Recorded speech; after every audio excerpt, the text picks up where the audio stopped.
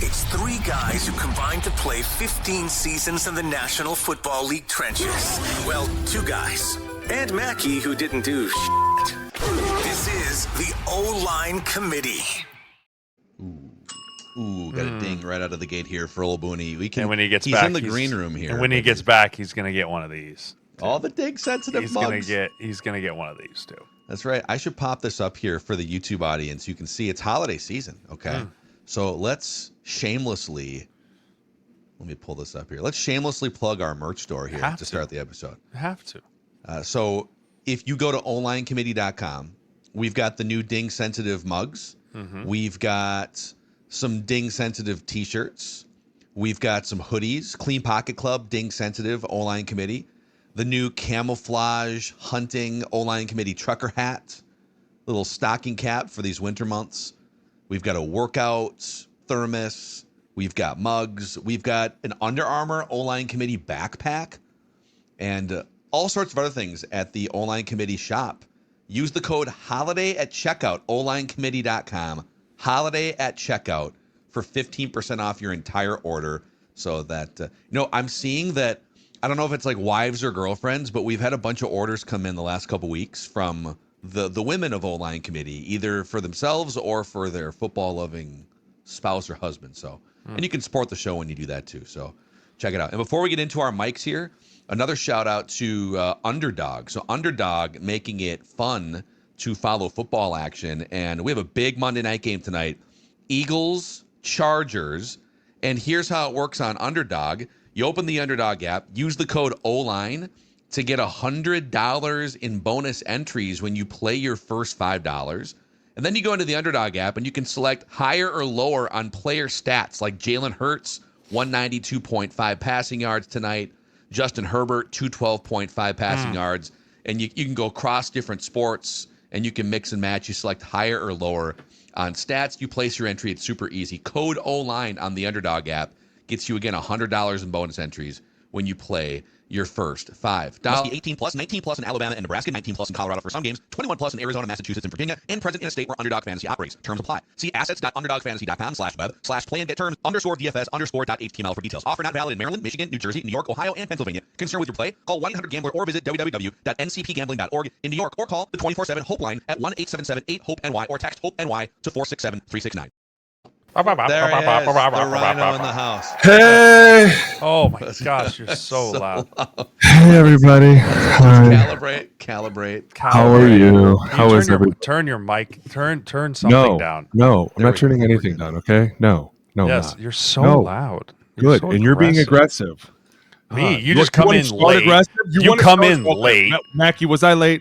Was I late? That's ding sensitive for both you guys. Was I late? Yes. Well, you were... Was I late or was I in here? You saw me on the phone, right? You were early to the initial pre-record. You see me on the phone. What time does that recording start? Does it start 10 minutes late? Bill calls me 10 times and I go, Bill, what's up? And he's like, we got an emergency. And I go, that's an emergency. I can't help emergencies. Don't start with me about. That's all right. Well, listen, still sensitive. You know who has an emergency? There's a lot of emergencies going on right now. Our first mic. By the way, every Monday, O-Line Committee, we give you our mics. We identify the most important things on our mind across football. The Kansas City Chiefs are the first mic because they have an emergency. They're not gonna make the playoffs at this rate. 6-7 after last night. Here's the thing. I thought that game was going to be a bloodbath because of the O-lineman, and obviously Wanya Morris gets hurt on the first play of the game, and I'm like, oh boy, here we go again. As a Pool, I think was his name, like first time ever, and it's like, hey, Essa Pool, right? Yeah, baby. It wasn't the O-line that let down the Kansas City Chiefs and Patrick Mahomes last night. No, it was Rashee Rice. It was Travis Kelce. It was Andy Reid.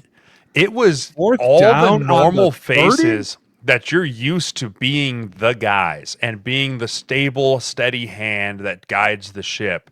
Went a little cuckoo haywire last night, and things are starting to unravel. Things aren't going well there. And talk about a team that we all were kind of sitting here going, there's no way they're not going to make the playoffs, right? Like, there's no way Mahomes isn't going to get in, and they still very well might. However, very well, I might remove from that phrase. Might, Jay, maybe. Stop it. I'm just, if they get in, I'd still be terrified of that team because eventually it'll all click. But that was a very lackluster performance, and maybe Tay and Travis will have their first argument over should I be checking jugs machines, or maybe I should go on tour a little less. I don't know. I don't know. A little too much time on the tour and a little less time on the jugs machine this year probably didn't help. I saw a commercial where he was like underneath the stage, like, "Oh my God, I love you," and I was like, "Stop it! You stop it right now!" Especially after that performance yesterday. I know that we could never count them out, but after what we saw yesterday, it's almost like, you know what, I'm counting you out. The simplest things became so hard for one of the easiest teams that look around and go, "What do we need? 5 yards? All right, here we go. Mahomes, let's go do one of these things, right? Hey, let's go do a backflip and throw it to Rashid across the field, the number one Cardinal sin, and just complete it easily." Last night was exactly what happens when everyone around you fails you and you have nothing left. And I thought it was a little bit ironic that it wasn't the O-line. Mm-hmm. If anything, that left tackle beat the Blade his shit out of balls off. everybody. Was literally throwing his hands, and I was like, somebody get me his fucking number right now. I want this kid in my gym, right? Just goes to show you, you don't need to be a first-round badass to come in this league and throw your hands on someone. I thought it was great. The problem was when you go for it on fourth down on the 30, like, yo, Andy, listen. I love with a healthy yard and a half. I love you. Healthy. I love you to death. You're not tush pushing it over there that 1 yard. You're going to do something crazy and exotic. But not only did he do it once, he did it the second time, and the ball literally hit Rashid Wright's face mask. And it was like, wow, your best player, who, by the way, let you down earlier this year by not being on the team, has now failed you in keeping you in this playoff run. And sure, maybe they get in. Am I dangerous of them? No. I'm not scared of them. I don't think that their run game is very serious. I think their problems at tackle will eventually show themselves. Like, you can hide 2 tackles for a week and be like, yo, ball's out now, right? Ball's coming out right now. We're going to do this. We're going to do that. But eventually people are like, okay, well, now I'm going to figure you out. And now I'm going to put pressure on your quarterback. And, man, it's been a minute since we've seen Patrick Mahomes look that devastated. Like, just laying there on the ground, you were like, man, this dude he's eating all of it right now. That's rough. Yeah, and he's dinged. Right, we talked about how many hits he's taken this year. You're seeing a heating pad on the left knee. You're seeing him kind of gimp and limp around. I mean, everything is just pointing in a spiral downhill from this point on for the Kansas City Chiefs. And the Kings of the West are officially dead. They can no longer win the West, right? Yeah. That is, they have been eliminated from divisional contention. 10 years. Took 10 years, guys. 10 years to kill the Kings, but they're officially dead, man. And the only thing that maybe gives them a pulse and a life beat is if somehow Chargers lose tonight, and now with Daniel Jones being out and the Colts dropping out of that spot, they have the issues. A lot of tiebreakers don't go their way. A lot, like, even if they win out, a lot of tiebreakers do not fall their way this year. Here's their I mean, the division's cooked, but they are 3-5 in conference, which is a key tiebreaker. So what would be their path, I guess, is the question here. And it has to be one of the 3 wildcard spots, which right now are occupied by the Buffalo Bills at 9-4, who have a couple games that if the Bills get to. If the Bills get to 11 wins, I can't wait. Which they will, because they've got, I think, go ahead. Jets and Look at me Dolphins. like that. Go ahead. 2 plays. Remove 2 Talking plays from all that game. that Your Bills are shit. still back where they were. We'll get there. Nowhere. We'll get there. Sensitive. No, we ain't even close yet. We'll get there. Let's talk. Let's keep on the Chiefs' path here for a second. So fifth, to me, the 5th seed is Dude, they're like dead. the Bills are good. The Bills are out, or the Bills are not an option to pass. The Chargers, if they win tonight, get to 9 wins, 9-4. The 3 Texans, games. we'll talk about in a second here. So, yeah, you have to leapfrog the Ravens and the Colts. ESPN has their little, like, football power index, which they project your percentage chances. Yeah, that's right. Absolutely. So, if you look at the percentages here, Statistically speaking, so they have they're a still mathematically in it. 16% chance to make the playoffs. Mm. They still have a 5% chance to make the conference championship game because they are Michael Myers, like sitting up, pull the axe out of his head and sit up. And this is the funniest part. The Chiefs, even though they're on life support, still have at 1.7% chance to win the Super Bowl. Better Super Bowl odds than the 9-4 Chicago Bears, who just took the Packers and Lambeau to the brink yesterday. We'll get to them too. That's what the analytics are still like. Is it dead? I don't know. They're like No, poking hey, it with a listen, stick. this is you looking too deep into the analytics where it's like, listen, last night was a clear Kill me. indication that it's become too much for them. Like, you can't show up in the biggest moments, and then you go out and make boneheaded mistakes like going for it on the 30. At no point would I have been like, this is at all smart. If we don't get this, the game is fucking over. It's over. They're going to walk in. Like, what will we do? And the fact that everyone's like, no, we should go for it. No, it's us. It's us. One of the balls literally went through his hands, hit him between the eyes, and fell. And they were like, we should do it.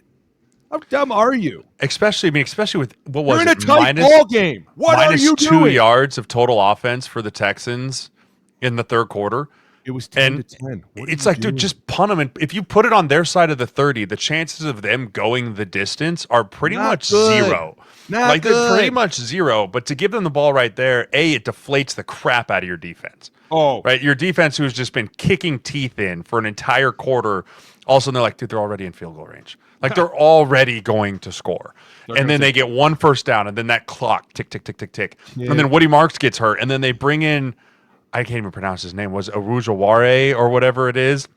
And he comes in, and his first carry from the 10 scores. And from there was basically over. And you look at that piece going, was that the first time I've seen Andy Reid crack? And Yes. that might be the first time It that was. I can remember seeing Andy Reid crack and make an emotional decision instead of a calculated football decision. And that happens when you're losing. Regardless, no one is immune. No one is immune to that in the NFL. When things aren't going great and you're nervous and the butthole puckers, no matter how many Super Bowls you've won, no matter how many playoff appearances, division titles you have, no one is immune to the panic emotional response. And I think that's exactly what going for it on that fourth down was. He probably wishes he had that one back. And unfortunately, it might have been the final nail in the coffin for the Chiefs in 2025.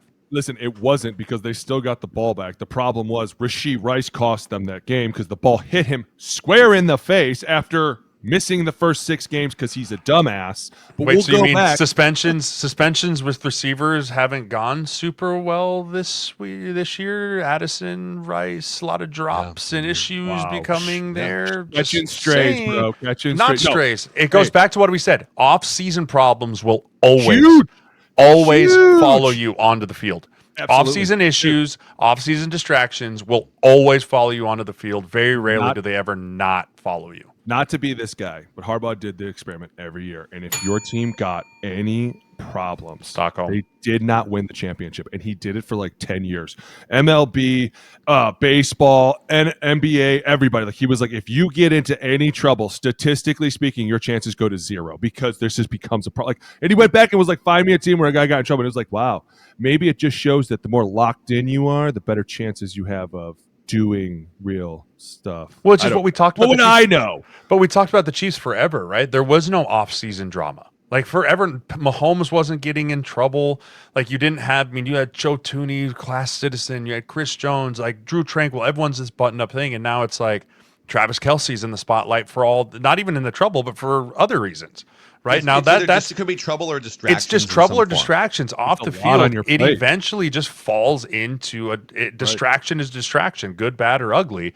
It still is a distraction. I think enough of that stuff has come through. You know, it's 1 or 2 plays here and there. It's the 6 inches of making a field goal or missing a field goal that matter. And unfortunately, the horseshoe has fallen out of Mahomes' ass for the time speaking. For at least we'll this see. year, by the way. Yeah, for now. This Listen, is just for this year, guys. I'm we not- have to yeah. pile it on while we can. Because next year they're probably going to come back and destroy everybody. But you know what? Yeah. Kansas City Chiefs suck. And it's the first time I've been able to say that since I was a player. Okay? So, you know what? Sue me. I don't give Yeah. a shit. Yeah. So, Dia, what is your let's say this is, you know, we'll see if we actually get the time of death on this Hit team me. here Hit me. one more week, but like, what is Travis Kelce's 36? Chris done. Jones, by the way, is going to turn 32. Their centerpiece on defense. He's not going anywhere. Andy Reid, well, but he's 32. He's not Like, going anywhere. He'll fall off. He's the whole defense. Yeah. There's I not mean, much he- but that's paying him bad. to be Like, the- he's he gave 32. old Eddie Ingram a 0 PFF pass blocking grade last night, which that wasn't great for old Eddie boy. Oh, He's been no. playing good. He's had a good Regression year. to the mean. He's had a good year, but Chris Vikings Jones. are like, Hey, "Yeah, when Chris Chris Jones turns it on, people don't understand. When there's like a formula in our head, right? And if the guy's bigger than us, I'll jump him because I don't want to get that going into me, right? Like that's just a lot that I'm going to be like, okay, now I'm going to stop this. If they're smaller than us, it's like, let's get off the ball. Let's be smart. He might beat me around the edge. I'm fat and slow, right? He is a total conundrum. He goes in the third box. They're bigger than you. They're stronger than you. They're faster than you. Good fucking luck. And you're like, shit. What do I do with this guy? I got to change it up. I got to play with him. I got to throw my hands in his face. I got to be dirty. I got to talk a little shit to him. I got to talk about his mom a little bit. Like, you got to do everything with these dudes because you got to find a way to slow them down. And when you don't, they show up. Like, I love how you can just watch him go down the line in different positions. And even my son's like, but Dad, I thought he was a DT. I'm like, dude, he's like a middle linebacker at times. I swear to God, they'll just put him anywhere to fuck with the whole line because the O-line will come up there and be like, well, now he's your problem. So good for me. You can slide that way. I don't need any help. He is pretty much what they wanted him to be on defense. Has not. I feel like this year their defense has just struggled at times, and it's not easy when your offense gives them the ball in the 30. Like I said, like talk about a crack. That was one of the biggest cracks. And I don't know if it was because Mahomes was like, yo, we got to do this. We got to do this. It's like, guys, I'm almost positive there was 6 minutes on the clock, and it was like, let's just punt the shit out of the ball that way. We'll play the field position game for a minute, and let's regroup instead of giving them what they want. And that's why it's so uncharacteristic of Andy to do that. Dude, you're on the 30. That's the most unheard of fucking thing I've ever seen. Hey, we're on the 10. Go for it. It's a tie ball game. Go for it. What are you doing? I don't let my kids make the decisions in this house. I do, right? I look on the field. Does. Exactly. I would have looked at the GM and been like, hey, babe, what we do? We letting them play with this shit here? No. Get off the field, you stupid son of a bitch. I mean, but to your point, Mac, you look at this team, it's going to look drastically different next year. I really do believe that. Like, you're going to look at it and go, I think Jawan Taylor's contract is up. So you're going to look at a new right tackle. Right, you have not a bad thing. Not a bad thing. I mean, Travis Kelce's probably going to either retire or have to take a pay cut or do that whole song and dance. It's tour manager. Yeah. Chris Jones is going to. Chris Jones is going to be Cleveland. Good for Cleveland. I'm proud of my Cleveland. Pushing papers, stamping Cleveland papers. boy growing up to be Taylor Swift's manager. Good for you. Proud of you, buddy. And he won 3 Super Bowls. I mean, as long as 15 is still there. They're not going anywhere. As long as Mahomes, they'll regroup, they'll rebuild. I think they'll be back and they'll be a contender just like they have been for years. They're just going to have to maneuver some new pieces, and it's just going to look different. It's just going to look different, and Chiefs fans are dusting off their Patriots jerseys for this run here down the back half of December, so we'll see. To be fair, it has been looking different for a long time. Like the last couple of years, they've been just like, well, maybe it'll come back together. Maybe the old band will get back together, but it hasn't. And I think this is the year. And let's not forget, Patrick Mahomes is under a really good contract for the team. He's not making a lot of money compared to what other people are making for not making. They can rebuild. You can rebuild a lot. And that's one of the things that like people talk about, oh, I need this 65 a year. Well, what if we just made it really stretched out, right? Like what if we just pushed it a long time down the road? At some point, people would go, well, that's not really good. But you're like, we're dealing with quarterbacks now that play 20 years. Historically, this is actually not a bad thing. If he's hit his time and run, now you turn around and he might actually play that $500 million He will. Contract, and not only that's the thing is like, if you can actually build that out, and now it's like, hey, you're making 45, but that 15 that we're going to use, we're going to go get you another weapon. 20, we're going to go replace Kelsey. 20. We're going to go get another edge rusher. We're going to get another corner, whatever it might be. And I think we're going to go get another Hollywood Brown. I think with Mahomes losing this year like this, he's not going to go back to the table and be like, I need more money. He's going to go build me a team. Like I'm made enough money. Like I want to win Super Bowls. Build me a team. Guys, real he's quick the on the number one contract, sponsor to like Texas Tech. Stop it. Stop it. He makes plenty of money off the field as well. Like his contract is fascinating in that it is fairly valuable and flexible. The flexibility that you mentioned. So the way, like, for those of you that aren't like an NFL agent or a former player that have spent this nerds, I try to explain this. I'm not a cap expert necessarily, but I know enough to be dangerous and maybe explain it. So he has his contract runs through 2031, but it doesn't hurt. Next year hurts. Why? But it doesn't, Jay, because here's why. $78 million cap hit. He has a $45 million base salary that they can convert to a signing bonus and prorate the cap hit over the duration of the deal. That's exactly what through they'll 2031. I just pulled so they'll take $45 million in base. They will spread it out convert over 5 that years to a signing bonus, and they will spread it over 6 years. And his cap hit will come down by like 30 or 40 million dollars in 2026 for them to go buy other players in free agency, which right? puts him in like middle of the road quarterback tier money, which is insane. It's for cap hit. Yeah. It's how the Chiefs have been surviving all these years. They were like, hey, listen, we've identified Patrick as a generational player. And I'm not just throwing out this stupid name like I see everybody else. No. He is He's generational. generational, right? They knew Young. They were like, this kid's fucking special. So they were like, give him the $500 million contract. Give it to him right now, and we'll watch him grow. By the way, we have Andy Reid, who's one of the greatest offensive minds in the history of the NFL. Like, this couldn't have been a better pairing, and it has allowed them to go out and find talent around him and build it up. Dude, at one point, they were supposed to have one of the best O-lines. They've just slowly gotten old and had to get rid of guys. Like, it's just how you go. Only 30, too. Dude, it's crazy how young he is. He's going to play another 15 years, dude. It's crazy. If he wants to. If he wants to. He'll have to switch to kale smoothies at some point if he wants to play 15 years. He loves the dad bod, and I love the fact that he loves the dad bod. Finally, there's a normal billionaire out there that's like, yep, that's right. I'm fat and I don't give a shit. You're on Ozempic, I'm on light beer. I'm not on shit. He hasn't even played through half this contract yet, and he's already got a career earnings of $232 million. So if I'm him, I'm like, listen, my career earnings are almost to a team's salary cap, so I'm going to go ahead and just say, build me a Super Bowl team. He's got a chance to catch Kirk Cousins someday. Is on the Texas Tech field. His logo, Patrick Mahomes' logo, is on the field. I was looking at it the other day going, what is that? Was that Patrick Mahomes' logo on a college stadium? The fuck is going on? They're going to name it Mahomes Field here. I think there is a shrine to him, dude. They love him down there. How could you not? They also just put the statue up at Wyoming for old Joshy Allen too. He's another one. Well, before we get off this game, I want to talk a little bit about the Texans, right? So I'm gonna new mic us a little bit here to the Texans side. That defense is terrifying. They're not afraid to hit. They're not afraid to hit, and I don't know. Since the Legion of Boone, has there been more complete secondary? Like from safeties to corners, like I don't know if there's been a more complete, not just from a like, oh, they're going to hit you in the face, but from a cover standpoint, from a ball skills standpoint. I mean, every single dude in that DB is lights out, and then you pair that with two of the best edge rushers in the NFL. Both dudes double-digit sacks, both dudes high in the percentage. Like that defense.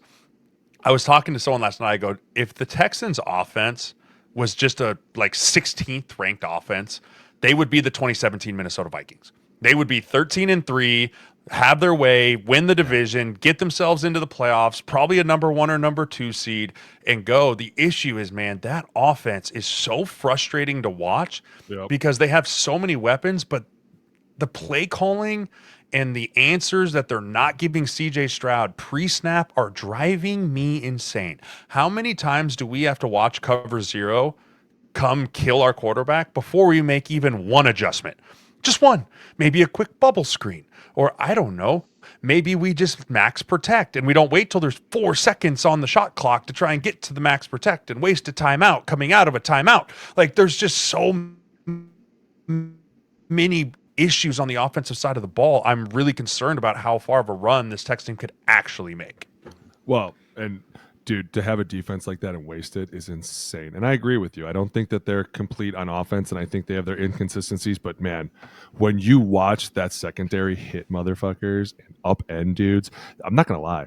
They were talking about it Good Morning Football today, and they were kind of laughing about it. Like, hey, football's back. We're allowed to hit people, and this shit is – they were going nuts. They were kind of low-key laughing, and I was like, I don't know if we can laugh about a guy getting knocked out, guys. That ain't where it's at. But, dude, you talk about guys that are going to come down, force the ball outside, hit the shit out of you, not afraid to cover. I mean, it is a lot of fun, and that's what's so frustrating is you look at what they did, what was it, last year, 2 years ago, the Houston Texans, and we were like, dude, who's this CJ Stroud kid? Where are they coming from, right? And they have just been regressing ever since then, but their defense has stayed so you're like, no wonder they haven't gotten rid of D'Amico Ryans. His defense is fucking amazing. It's on fire. Dude, think about it. Technically, we could say that, and I know we need another game for this to happen, but you could say the Houston Texans knocked off the Kansas City Chiefs, and it's been 10 years since somebody did it. Damn, dude, that took that defense to come out there. They were fired up. But even look back to what they've done for the last 5-6 games. They've taken out Josh Allen. They've taken out Patrick Mahomes. They took out Daniel Jones when that team was on fire. Tough. Like they have just been checking dudes off the box as they've gone along and just taking scalps and sticking them directly on the wall as they go by. I don't know. I mean, if they can continue just to milk even a little bit more out of this offense, they have a legitimate title shot with that defense. I'm glad you went that far, because that's where They I do. was gonna go with this. I actually, last night I was laying in bed watching just, the football day play out and kind of thinking about that game. Dreaming of McCarthy. And dreaming of JJ McCarthy throwing past the sticks on 3rd and 12. Let's go. I can't. But I also thought about the 2017 Vikings. The Jay, you were on that team, and I was like, wait, if you're the number one scoring defense in the NFL, like, what type of a golden ticket is that? And I literally went back to the merger in 1970, curious about if you have the number one defense in the NFL, which the Texans do, and they're allowing like only 15 or 16 points a game, how likely is it that you make a run, regardless of any other context? And would you know, in those 55 years, boys, the number one scoring defense gets to the championship Sunday portion of the playoffs over half the time. They get to the Super Bowl 1 in every 3 times. So if you just without any other context, if you've got the number one scoring defense in the NFL, not only do you make the playoffs, but 1/3 of the time you get to the Super Bowl. And the Texans have that. The Texans, if they can get 20 points out of their offense, they can win the Super Bowl. I'm not saying they're favorites, I don't disagree. but they are absolutely able to win the Super Bowl. That becomes a problem. Your inconsistencies now will show up even more in the playoffs. And there's an old saying that offense sells tickets, defense wins championships. It is always true, right? Like, if you have a great defense, you will always be a good team.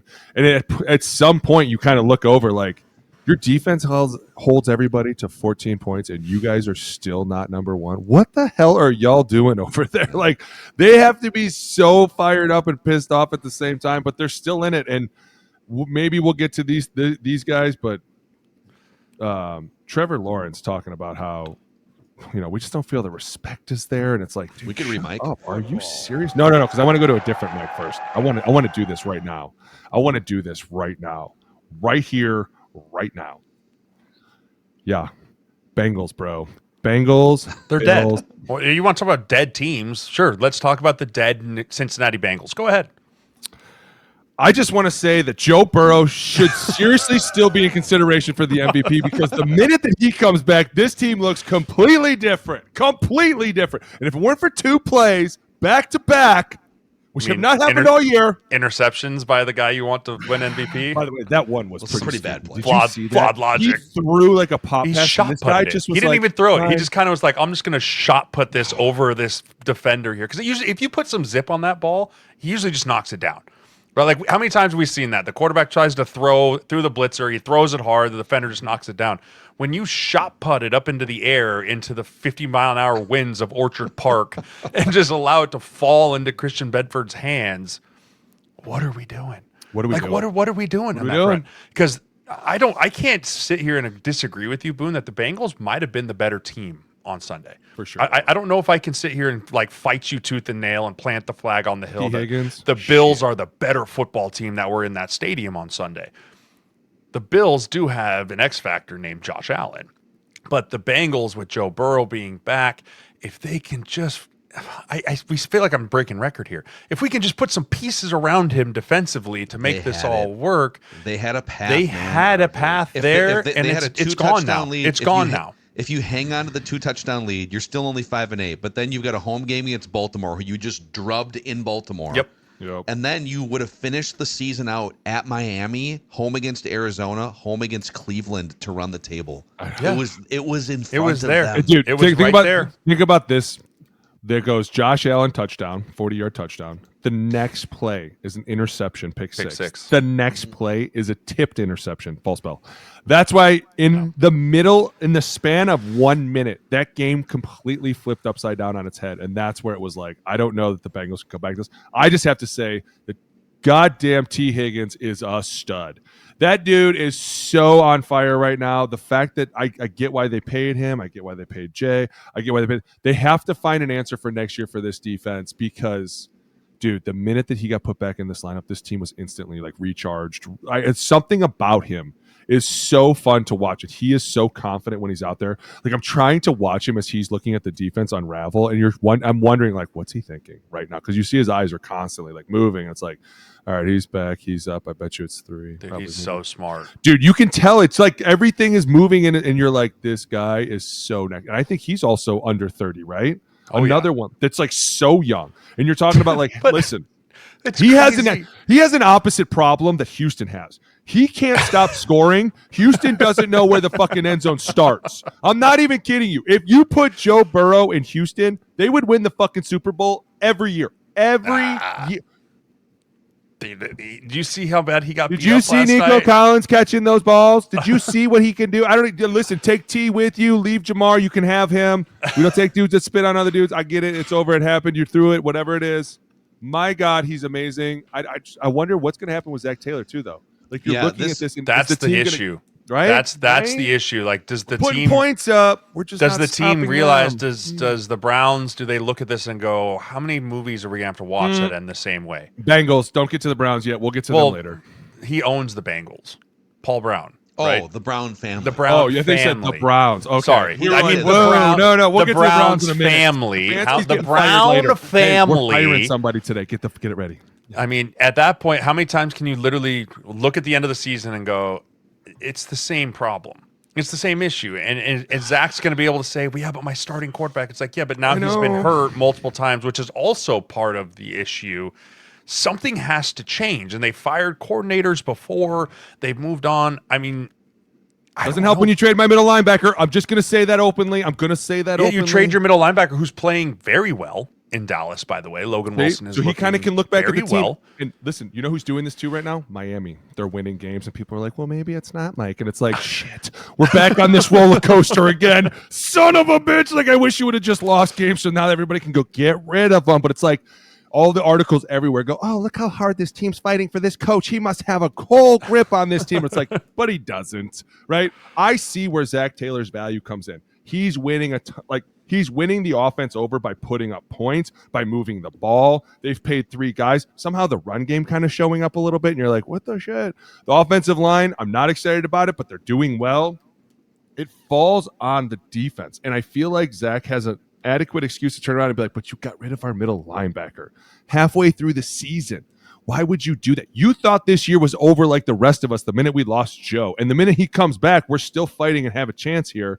And now all of a sudden we have no defense. Like the one thing we needed, somebody to shore up the defense. And you get rid of one of our best players. And that's where I'm like, I don't know what the Browns are going to do, the Brown family's going to do, but at some point it's like, if they don't keep you, Zach, you clearly know what you're doing on offense. Like he's very smart. He knows how to get people he'll be an open. offensive coordinator before he walks out There's of the no door. question. Yeah, I'm not worried about that. But the problem becomes, do you want to start this over with somebody else? Is it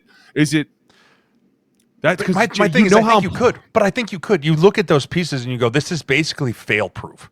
Like if you just bring me in a competent offensive coordinator that can just work hand in hand with Joe Burrow. Man? Why don't we just find a D coordinator and make it work? I think you just have to sometimes just start fresh, right? From an organizational standpoint. The Vrabel thing. To Mackey's thing of like, hey, how many pregame speeches has Zach Taylor given now that are just stale, right? Like we've heard it all. We've heard it all. Nothing's changed. It's the same song and dance. Like Zach's going to sit up here and talk, and it is what it is. Versus you bring in a fresh face, a new energy.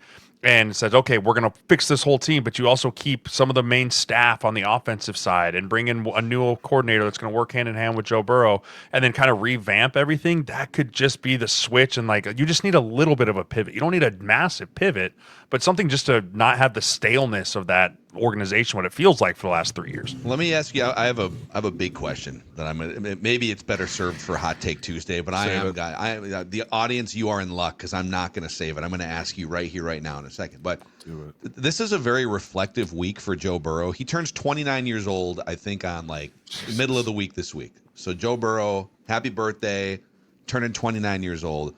When he has started a game for the Bengals, when he's been healthy over the last 5 years, they are 39-24. So that's over a 17-game average. Yep. They're averaging 11 wins when Joe Burrow plays, despite having historically bad defenses.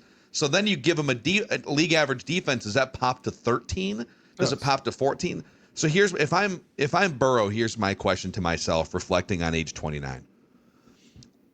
Maybe I've got 5 or 6 high-level years left. I've had some injury issues. I've been to I dragged a team to the Super Bowl. Bad like bad defense, offensive line was in question, all those things. And we had a shot, and I tasted it. Can I get there with the Bengals? Or will Joe Burrow become the first quarterback of that caliber, really, in our lives, like the last at least 30 years? I'm trying to think of other ones. Like bona fide top 5 in their prime quarterback says, I'm not doing this anymore. When Brady did it, he was like 40 when he went to the Buccaneers. And it was a mutual parting boys. When Favre did it, it was like back and forth, in and out of retirement, end of his career. What about Carson Palmer? He was with the Bengals, and he left. Yeah. He was like, I'm done. I'm done with this shit. He went to Oakland, and then after Oakland, he went to the Cardinals. Like, he was one of the guys, and it's so funny that it started in Cincinnati, and it's the same damn place. Would and Burrow do the same thing? Yes. Why wouldn't you? Listen, at some point, he's going to go, I got enough money. Jay just said it. Patrick Mahomes is going to look around and go, guys, it's not about the money. I own the damn school. The hell I care about this money coming in. This is chump change to me, right? I want to win.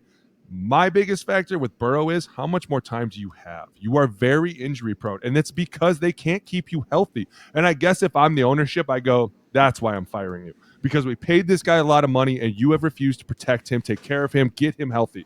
He's been hurt almost every year.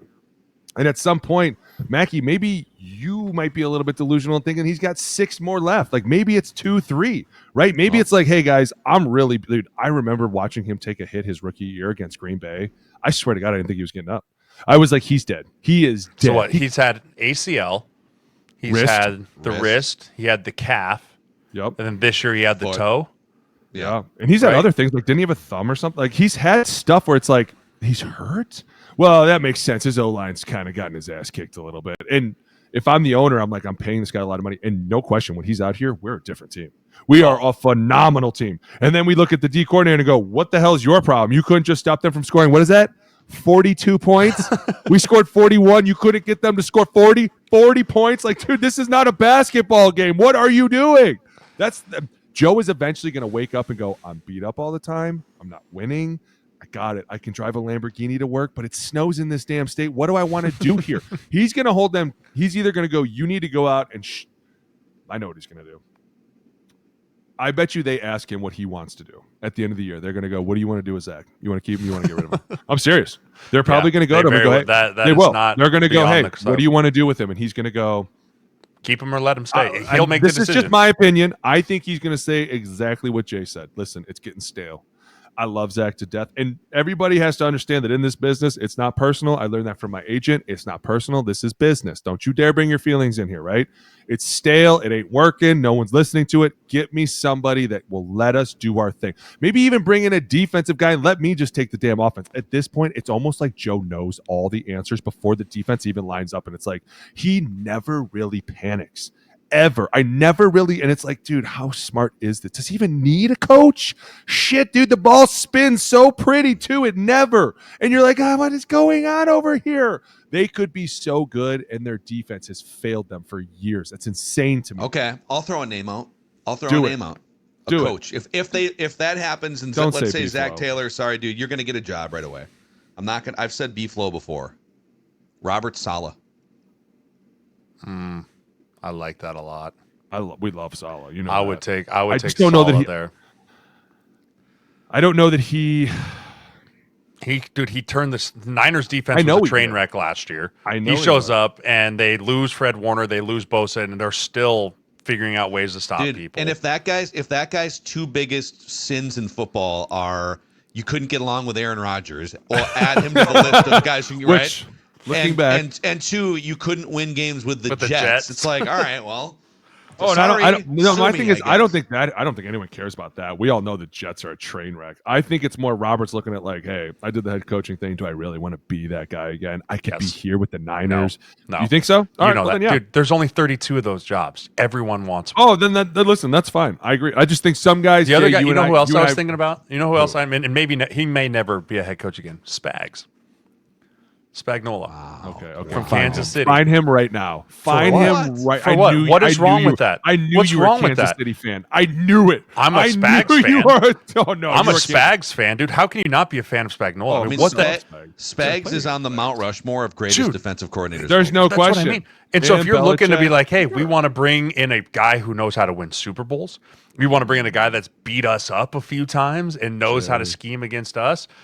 Bring him in. Bring him in. How old is Spags? Him and Spags you know what? is And I mean 65. this with all sincerity. Guys like that are meant to be kept behind the curtain. Him, Vic Fangio, you know, who wants to see a head coach up there like, yeah, you're just gonna do this and be diabolical? Like nobody wants to see that, right? Everybody loves the offensive guy who's up there, super excited, bubbly, cheery. You just said it, Robert Saleh, super excitable up here, like, yeah, we're just gonna fucking kick everybody's teeth in, right? You're like, okay, I like this guy. Spags and Vic and those guys, they're kind of like X2 Wyvert. Like they're just so. He's not polished. Spags isn't polished enough for you. I don't see Joe Burrow going, sure thing, Spags. I got you. We're good. Like I could see him more being like, yo, Saleh, get the fuck out of my way, right? Like And that's, you know what? that's On the flip side, if I'm Robert Saleh and I go for the bro hug mid-game with my quarterback, I know Joe Burrow's not denying me like Aaron Rodgers did. Okay, you know what? You clearly want to talk. We can remike this over to the Steelers quickly if you want. No. We have to talk about the Bills first. Do the Bills have the clearest path to the Super Bowl now with Mahomes, Joe Burrow, and Lamar Jackson all on the outside looking in? And if you, dude, how crazy is that to say? Josh just looking in like, sorry, dude, guys. Josh is looking around. Sorry. He is looking around the landscape of the AFC right now going, if there was ever a year to win it all, this is going to be the easiest way. I'm going to have to face Drake May, rookie second-year quarterback. Playoffs are a different beast than the regular season. I'm going to have to face maybe Aaron Rodgers. Okay, I'm not super worried about him. CJ Stroud. Okay, I got to play that Texans team again. All right, like the Chargers. Okay, Justin Herbert hasn't really done anything in the playoffs. Like Trevor Lawrence. I mean, you just look around at the quarterbacks that we're used to seeing in the AFC, and then you look at reigning MVP Superman Cape Josh Allen. You're going, dude, if you're going to do it, you better strike while the iron's hot because you aren't going to keep these dudes out of the playoffs forever. You're not going to have another year, maybe in your entire career, where you're going to say 4 of the 5 top quarterbacks in the AFC are not even in the dance. And you better take advantage. You better take advantage of it, man. There's some seasons too where the team that you expect to win a Super Bowl, they do it in a year where like, oh, I didn't expect it to happen maybe that way, but it happened. Like, remember when Aaron Rodgers got his and the Packers snuck in as a 6 seed in the middle of like having gone to the playoffs 8 straight years or whatever it was. It was like, oh, it's probably the unlikeliest path, but road win, boom, Super Bowl. That's good. I mean, the Bills are going to have to win at least 1 road, probably 2 road games. 2. Maybe 3 to get, depending on how the bracket shakes out, to get to the Super Bowl. I mean, they're going to have to go through Denver. What do the brackets look like right now?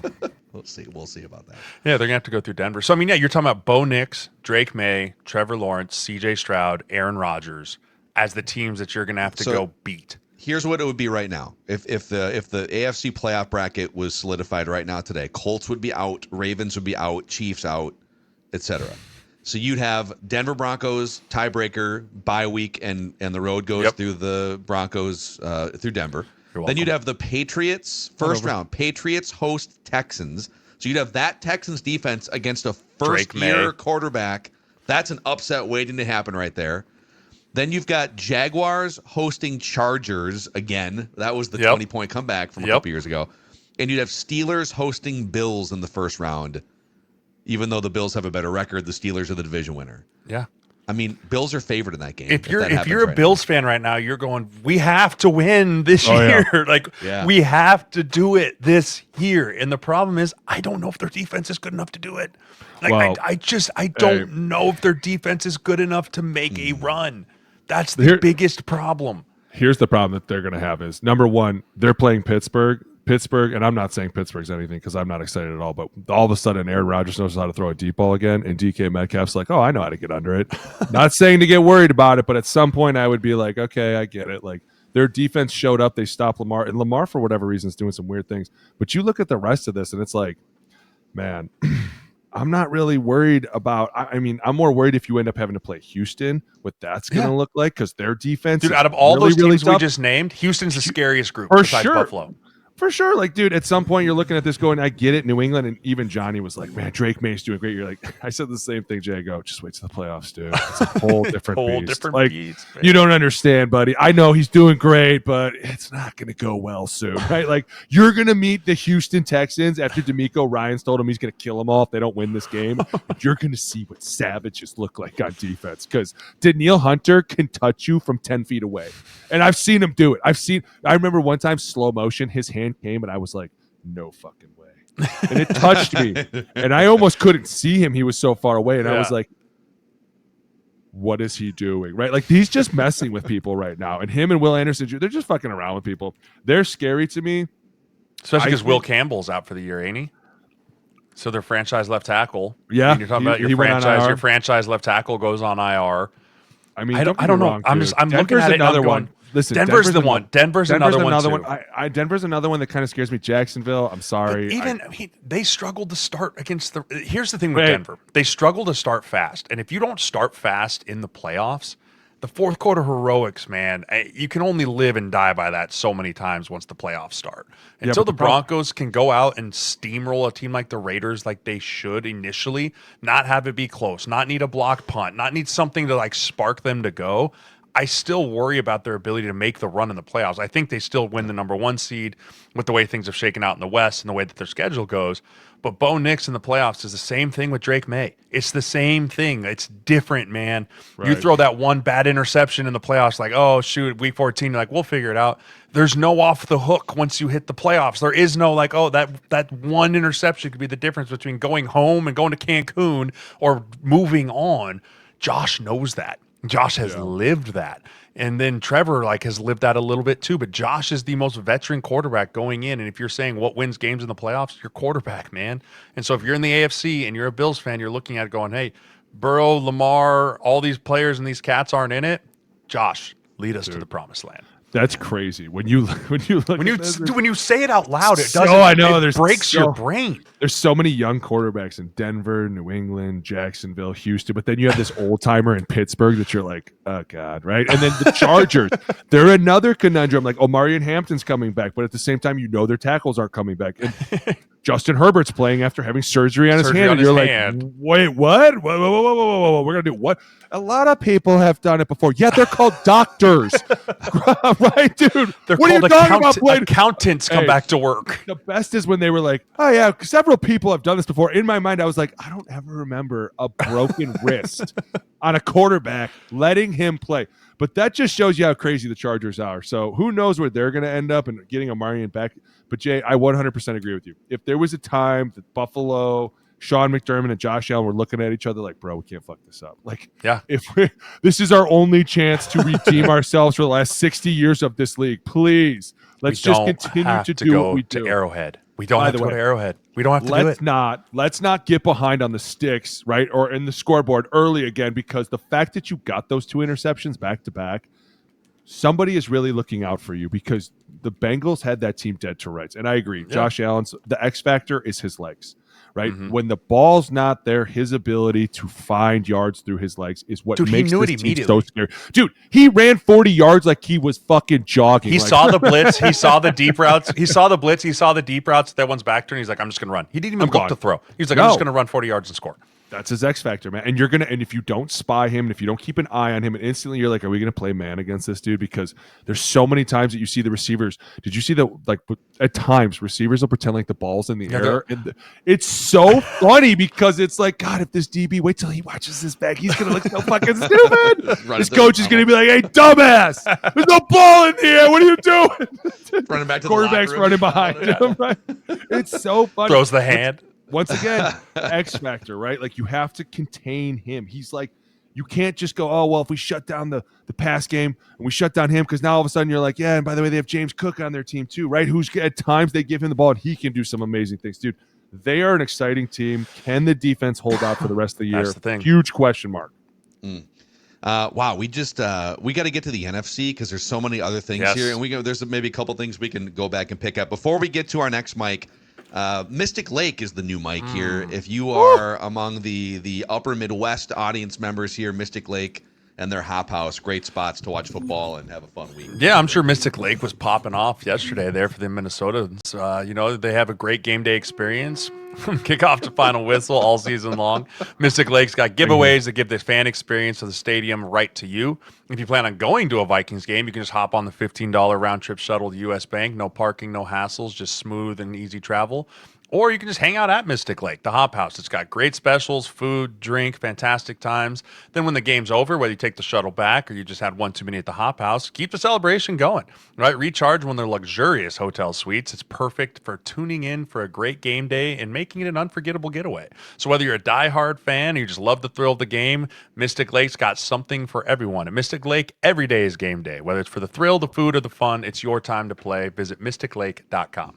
Also, it's gift giving season, and if you're thinking, man, we're like a couple weeks away, I got to get a gift, whatever it is, I'll just do a gift card. Don't be gift card guy, okay? Don't be gift card guy. Here's an idea for you: Aura frames. This could be very thoughtful too, because you could be giving the gift of fun pictures and videos in the frame, the form of this frame here. Aura frames, unlimited free photos and video. When you download the Aura app and connect to Wi-Fi, you can load in. Let's say you take a picture at a game you're at or whatever it is, or a fun selfie out and about. You can load those in on the fly. Our guy Judd has an Aura frame on Purple Daily, and he was loading in Mike Zimmer, Kirk Cousins press conference pictures to troll everyone and his wife at home. So you can personalize your gift by adding a message before it arrives and upload a photo before it ships.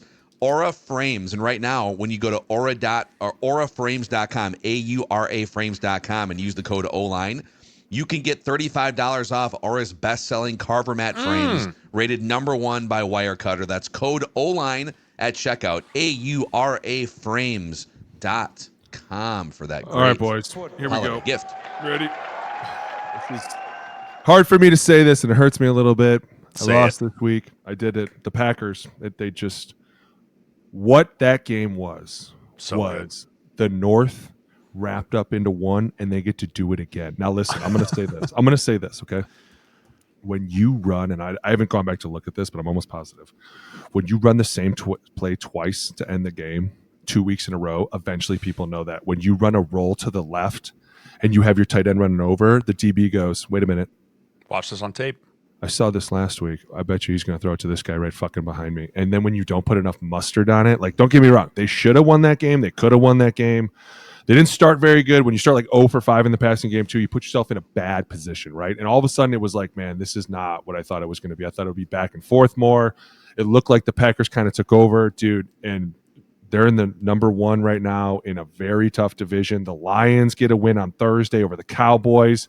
I mean, this is going to be exciting because they don't play this week, but I think it's next week, right, Mackie? They're playing in Chicago. Dude. And it's basically going to be for the North, right? Well, I mean, they both have to win this week. The Packers play, but before then, the Packers play at the Broncos this weekend. Which is another that could week throw a of great whole wrench, football, dude. And dude, the Packers schedule is what are you talking crazy. about? That's going to help me out. That the road to where? Packers are at Denver, at Chicago, and then home against the playoff desperate Ravens in Week 17. The next 3 games.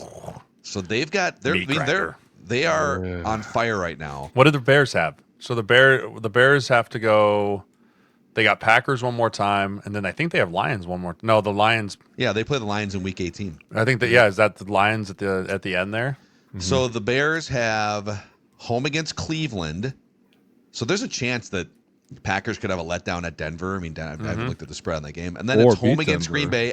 Then the Bears go at San Francisco and home against Detroit. So they also have kind of a that's a meat grinder, dude. That's a tough one. It's gonna be exciting, and honestly, whoever comes out will be battle tested. Yeah. Watch the Lions sneak out of nowhere. Mackie secretly hopes it's the Vikings. Stop it, Mackie. That's a fine because you believe it. You know, if you like, mathematically speaking, they can still make it to the wild card 17. Okay, and that's important. We need like 4 things to happen. I love when the coaches. It is actually hilarious. The Vikings are not yet mathematically eliminated. Stop if they win that. out and like 3 other teams lose out, they're in.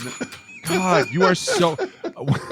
Can't hit the bell enough. when you start going, hey, we just need 3 teams to lose, it's like you have lost all credibility on this committee. Dude, when you walk in, it's that scene from like A Beautiful Mind where he's got like all the pins up on the board. He's like, so when he loses to him, and then when they beat them, but they have the tiebreaker. So if then this needs down to here, like it just pivots everywhere. Like, and then we make the 7th seed. And they guy on somehow Sunday need Night James Football? Madison to win a game in the college bracket too. I don't know why. Who's the guy they bring on Sunday night? And he does the politics, and he's like, Oh, okay, Steve mathematically, Kornacki. Yeah, he's like 33% says that we could do this, and with a win, with a loss, it drops to 12. and you're like, oh, Kornacki with his little khakis and the rolled up shirt. It's like, Okay, get off, everyone, get so off my, here we go. get off my screen. anyways, the Packers. Listen, number one, Christian, I want to Watson. know what. No, Christian I want to Watson's no. number one.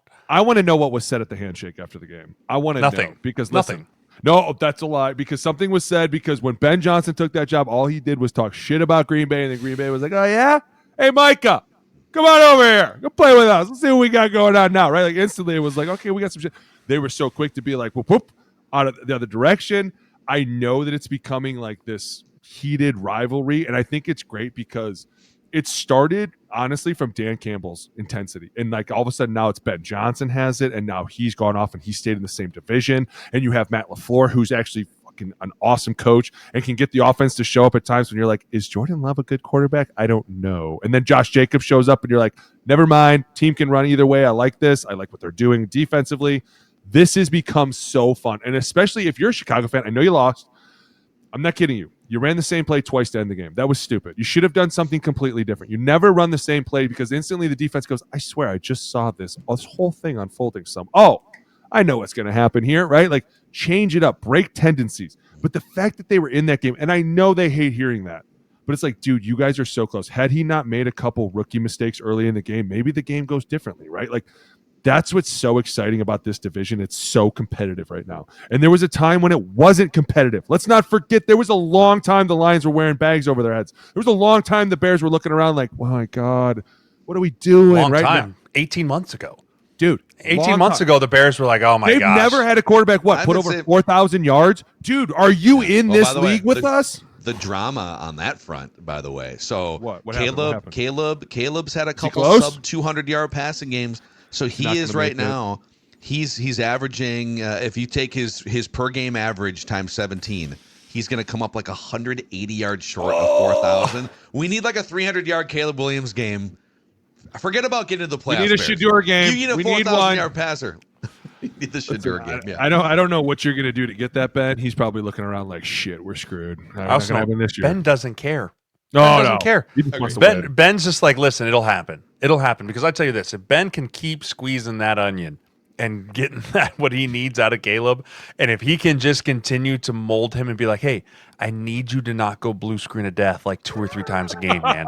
Like I need the whole system shut down reset where you just go off the rails. Like if you can just do that once a game instead of 3 times a game, we're gonna win a lot more football games. And I because would even that's what's argue happening. And the it's been last but it's play- been getting better. It's been getting better. But then all of a sudden, last play of the game, and it's That like, last no, play don't do that. I get what Boone's saying about, all right, that's on tape, and the safety comes over from across the field. It's a great job recovering on that. But if that ball is put toward the back end line or the pylon, that's a Mickey, touchdown. If my That's a aunt had touchdown. balls, she'd be my uncle. That's what the coaches But will I'm tell you. saying, but that's more on the quarterback than like a bad play call by Ben Johnson, I feel like. I think once again, I'll rely on the fact that like booting a quarterback to the left is never really a good idea. I don't give a fuck what anyone says. Oh, he's great at throwing to the left. Is he a left-handed quarterback? No, then it's stupid because you're forcing it across your body. You have to force your quarterback to flip his hips around, get around, make that throw. Oh, hey, by the way, 11 guys are chasing him. Let's not make this very hard. He's throwing now. But I think the first read was to run. Like that, it's 4th and 1. The fourth and 1. Even on 2nd and 1, he could have ran and moved it and moved the sticks and started over. And he didn't. And so I think for Ben Johnson, again, that's just part of educating the young quarterback where it's like, hey, yeah, the shot was there and you probably could have hit it, but move the sticks, run out of bounds, get us 4 new downs. Get us a new downs. Thank Right, you. get us 4 new downs, give us 4 new cracks at the apple, right? But that's just part of a second-year quarterback. Like that is super special and has all the talent in the world to be great. He just still is making stupid rookie quarterback mistakes. Yeah. And if Ben Johnson can fix those things, I mean, Rome Odunze didn't even play in this game. Yeah. Right? Rome Odunze wasn't even dressed. And so if in 2 weeks, I don't know what the injury outlook looks like, but you get Rome Odunze back. DJ Moore, non-factor in this football game. So you start saying, even if you can just add a couple more pieces into this play, like this team has the ability to beat the Packers. There's no doubt about that whatsoever. It's just a matter of, can Caleb consistently not screw it up 2 or 3 times? Did you see that touchdown to Colston Loveland? It was gorgeous. It was beautiful. The CMC behind it, the whole Shanahan, I'm going to slip you through here. Like, it's showing up, and it's making – I love when coaches are creative like that, Jay. I know you love that too. When it's for sure. We're just going to bang our head against the wall, guy. Run 2 jet Dino to run it. You'll like it, right? It's like, hey, they had an offensive lineman in motion on that play going. They cut the shit out of him too. Yeah, Ben Johnson. So while everyone else is celebrating the touchdown, Ben Johnson's like got the official. It's a penalty. You can't just cut the guy coming across the line of scrimmage. No, and it's fun to watch, and especially because there's times. And I can't believe I'm going to say this, that Caleb Williams runs around and you're like, that dude's fucking huge. He reminds me of Cam Newton. And I'm not even kidding you. Dudes hit him and he kind of like chucks him off. And then he looks at him and he's like, what's up? And I'm like, okay, maybe Big Dog wants maybe the colored nails aren't all that bad. Maybe Big Dog wants to get a little piece of it because he's constantly throwing his shoulder to me. And I'm like, shit, I like this guy. You know what's been agree with you. There's a lot of blue screen of death where you're like, what the fuck was that, dude? You can't do that in a live situation, right? You'll see like people will show up in his vision. He's just like, oh shit. You're like, no, think the opposite. Think throw ball or run, right? Like those, I feel like can easily get worked out, especially with him. He has the ability to run around and create plays, which is also fun because like Ben Johnson comes from this timing offense, right? We're going to hand it here. You get to your back foot, ball's away. Pat ball's away, right? This is now, hey, ball's not there. Create a little time. Maybe somebody will come open, right? A DJ Moore, a Zacchaeus, a Luther Burden, a Roma Dunze. Like you need him on the field, obviously, to have this happen. But that's where the creativity of like, hey, if you're smarter about how you try to get away from pressure and trouble, we can create a better offense. We'll easily put over 4,000 yards, right? You just have to be smarter, calm. I also love some of the commentating that Tom Brady did on him yesterday. I thought it was really good where he was talking about how he has to learn because he is so powerful and so fast that when he's running and moving, how to take some off the ball so that it's not it's supposed to be a 20-yard pass and he's throwing it 24 yards. Like that's the stuff that we all talk about with offensive linemen, Boone. We're like, oh, he's just got to learn that timing. Like hearing Brady, the GOAT, right, talk about that kind of stuff, it shows you that he sees what we see in young O-linemen. Like when you and I watch a young O-lineman, we're like, stud. When he figures it out and he puts it all together, that dude's going to be amazing. And we said about Darnell Wright early in his career, we're like, dude, if this dude can put it all together, he's got everything, and you're starting to see it come together.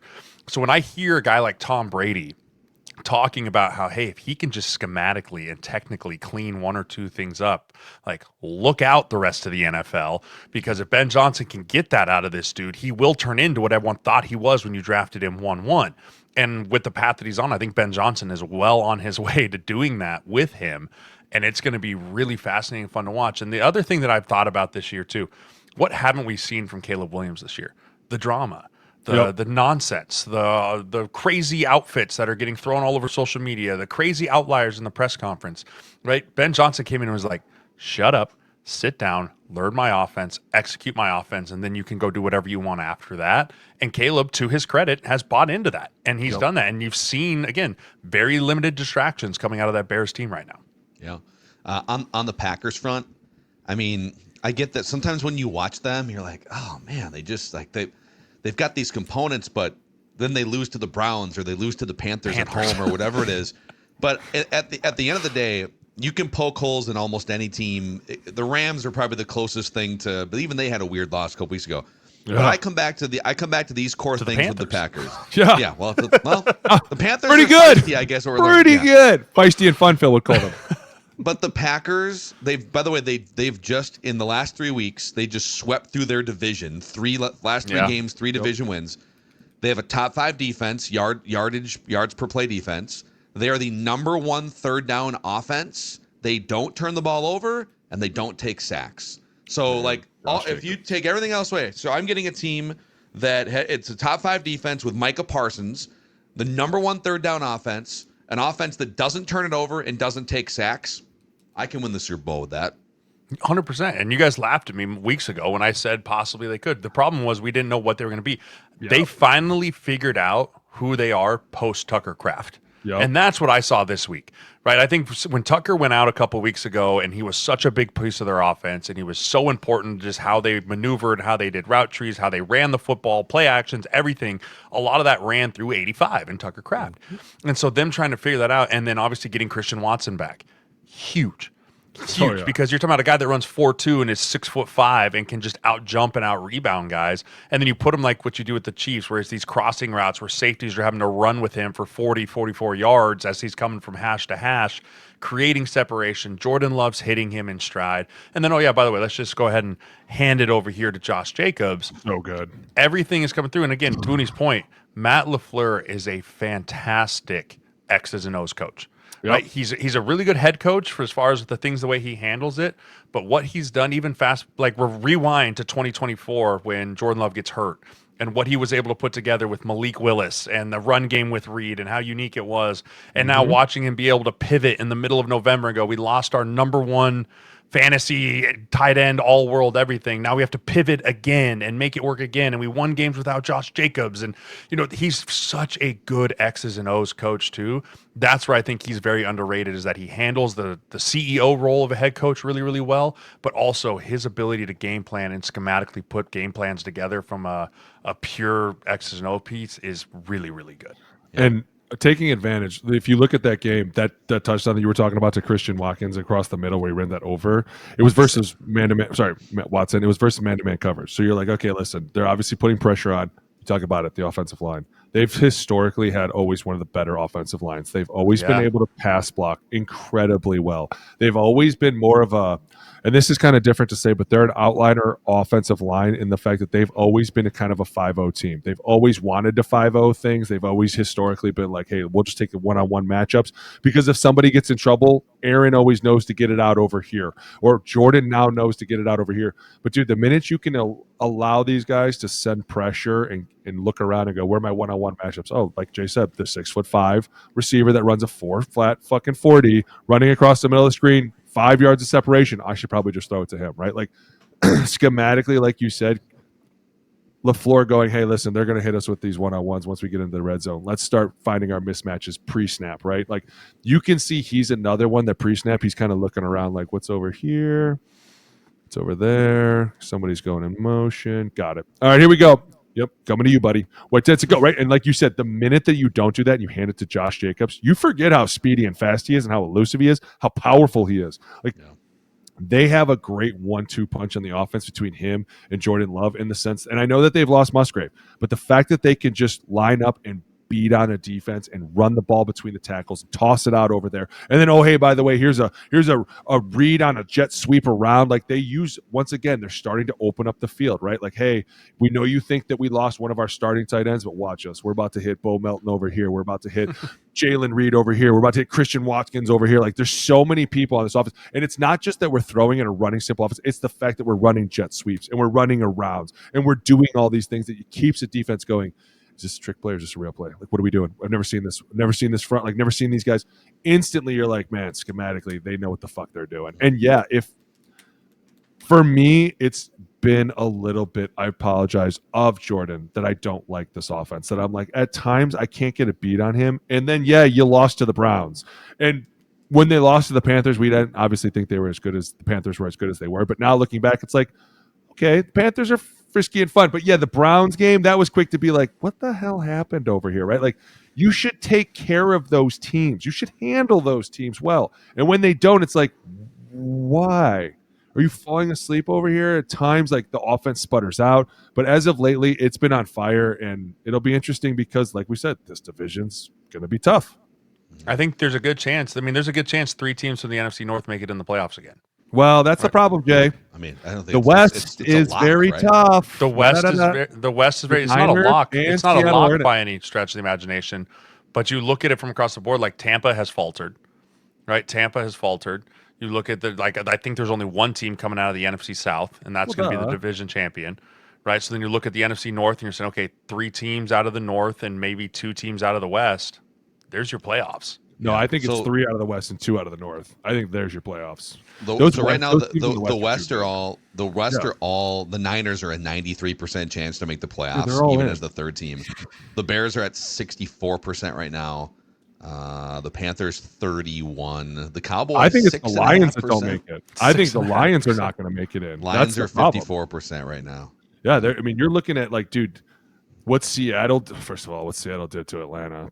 They're a full team, by the way. Special teams, defense, offense. They're a scary team in the NFC, right? The Shaheed trade was crazy. Showing up out of nowhere now, right? Like, hey, we're in a dead tie ball game. Watch this. Dude, brought back Super Bowl memories because the minute that ball got kicked off in the second half, I remember going, we're going to flip the script right here. And then I watched Jacoby Jones run all the way down the field, and I was like, boy, was I ever fucking wrong about that. Yeah. Woo! Nope, Seattle did the same thing. They were like, no. We're not with you guys. We don't play on this side of the Mississippi. Yeah. But it's going to be interesting because I think then the West have to play themselves again too, don't they? Doesn't the Rams have to play the Niners again? I think Seattle has to play the Niners or something. Like, it's going to, dude. Yeah, the last few weeks in the West gets really wild. NFC is going to be a bloodbath. The Rams and Niners have already split their season series, but they do play Seattle one more How time. funny. Yeah. They play Seattle right next week, I think. And the NFC are complete opposites. The AFC is all these young bucks, right? You're like, man, these guys are so excited. The Bills are over there like, guys, seriously, let's just these guys are all going to have curfew. We don't have curfew, okay? That's how old we are. Let's just not fuck this up. The NFC, on the other hand, is like, I will cut your throat. You dare cut in front of me. And it's all, you talk about some old school dudes, some dudes that have been in this league for a while. You're like, oh, man, this is going to be really fun to watch. I do think we have to go back to the AFC here for this next mic. Going to be the Steelers? This is one of the most prominent crash and burns I can ever remember for a team in the last month. The Indianapolis Colts. Oh yeah, we haven't even talked about my guy. It is DJ. so painful to watch this. I mean, they were this machine up until about 3 weeks ago, and then like they lose a game or two in Daniel Jones. It was the overtime loss to Kansas City. That was what started everything on the downhill skid. And then we found out about flag. It's an Achilles, right? Is it? Well, no, that was when he had a broken leg. When we found out about his leg, we were like, okay, guys, it's kind of over. Yeah, but I gotta say, when now he did his Achilles. He did his Achilles. It's official. Horrifically bad to see that from somebody, right? Like Jay, you and I both have seen guys on the practice field fall down, and you're like, ooh, buddy. The minute that he fell, I think as a player, everybody knew. You're like the helmet spike. The helmet. It wasn't even the helmet spike. It was the fact that he stood up and sat right back down. I go, nope, that's never. Well, anyone that's ever torn a ligament before or torn a tendon, which a lot that feeling. You know, like I remember. I can remember when I tore my ACL for the first time. I was like, oh, that was weird. But like it was this super loud pop, but I didn't know what it was. It was just kind of like, oh, that was strange. And then once I found out my ACL was torn, like I can never forget the noise and the sound that made. And so for a guy like Daniel who has torn an ACL before, right? All of a sudden he felt that in his Achilles and he immediately knew I tore something. Right. And that was what I saw when I saw him, when he takes that, when you see a player take the helmet off and the visible frustration and the anger, you're like, he knows he's really hurt. Yep. Like when guys sit there and they're like, hey, something doesn't feel right, or, they're kind of cool and collected, like something's wrong. But when you watched him take the helmet off and slamming it into the turf and everything, I was like, dude, he's really hurt. Where does this, I'm putting you guys on the spot here, but where does that injury rank in terms of, for the NFL, most expensive dollars cost injuries? Because he was set to be a free agent. Minimum, they were going to franchise him probably for $50 million. But I think he was headed for... He was headed for. I mean, they can't franchise him now. You can't franchise tag him. That's 100% fully guaranteed deal. He's not going to be ready to play week one. Here's my question: what an Achilles is more like 9 months, right? Yes. So where are we now? We're in early December. Best case. He's ready to rock like week one. You're not. Stop it. You're not. We did this. He's going to become a free agent. We did this with Kirk. We did this with Kirk Cousins. No one's doing it again. I'm promising you right now. Kirk put out these videos. Tennis court. I feel great. Tennis court. Tennis court drops, baby. Tennis court drops. Do whatever you want. The teams will all go, that's great. Not looking at that. Because we all saw what happened the last time this guy looked at this, and we were like, oh, yeah, we'll be good. They were like, nope. And that's what's said is like, this game at some point will ruin you. It will break you open. It will tear you down.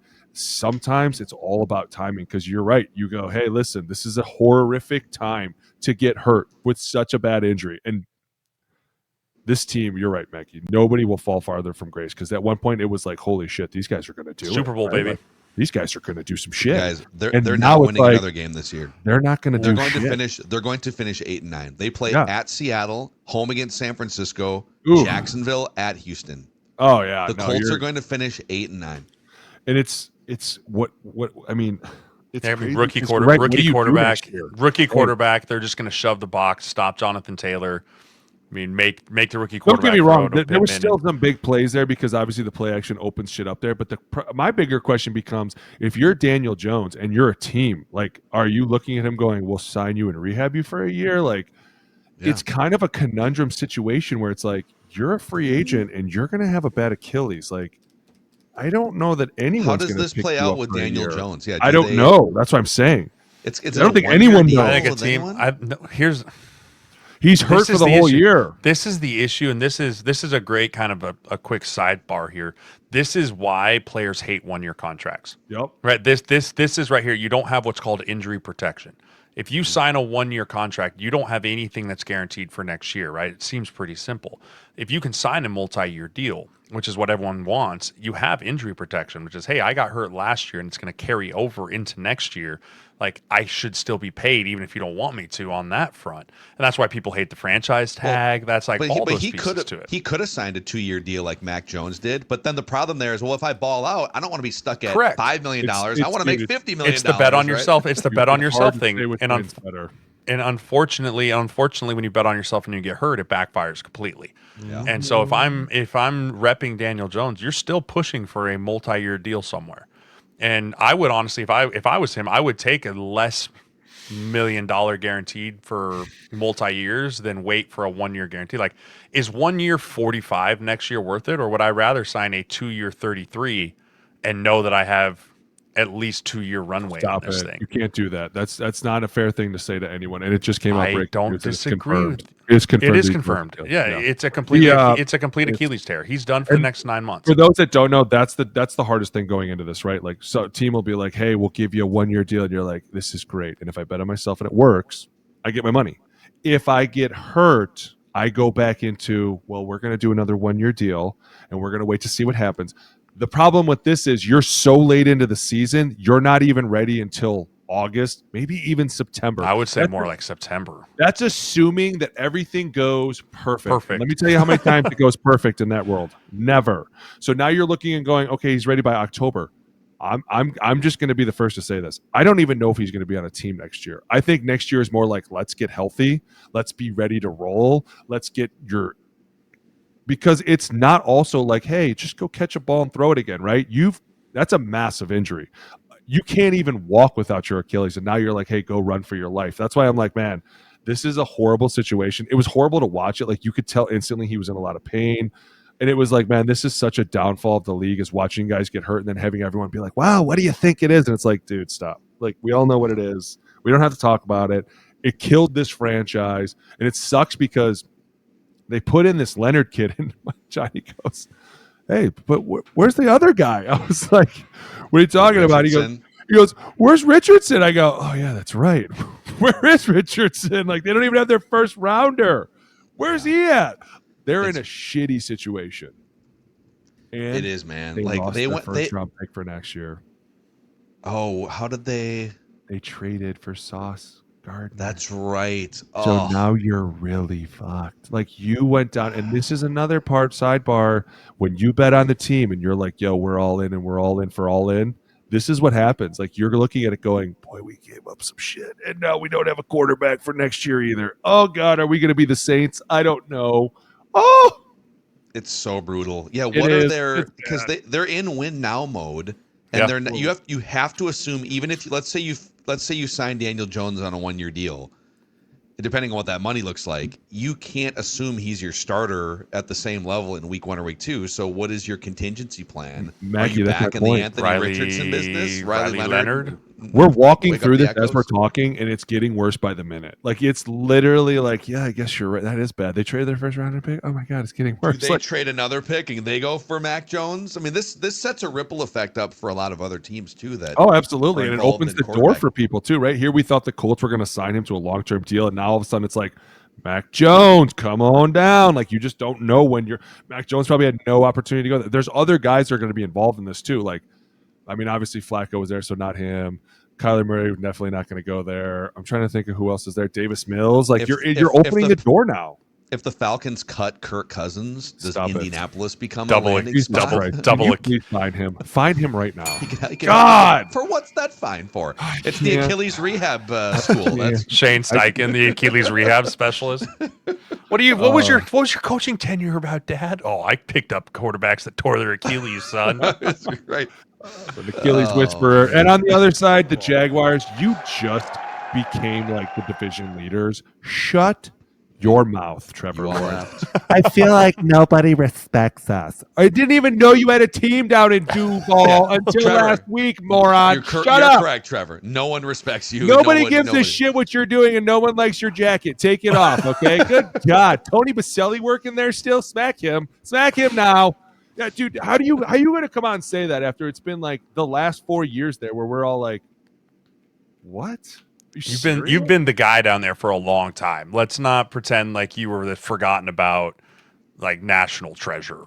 Like, come on now. I agree. Chill out a little bit on the whole thing. No, there. I'm like low key kind of annoyed. Like, I'm like, dude, the fact that you would have said that, I would have been so livid with you on the plane ride home. Like, dude, the fact that you opened your fucking mouth and now you got us saying some shit. Like, we're supposed to hold the #1 spot. Hey, dumbass, do you not know that Houston's in this division? And now you done pissed them off because they're like, what's that say about us? You're not getting any respect? Okay, I'll show you some respect. Dude, it opens the door for people, and that's that bulletin board material that I can't stand. And by the way, you're only good because the quarterback got hurt. So shut your mouth.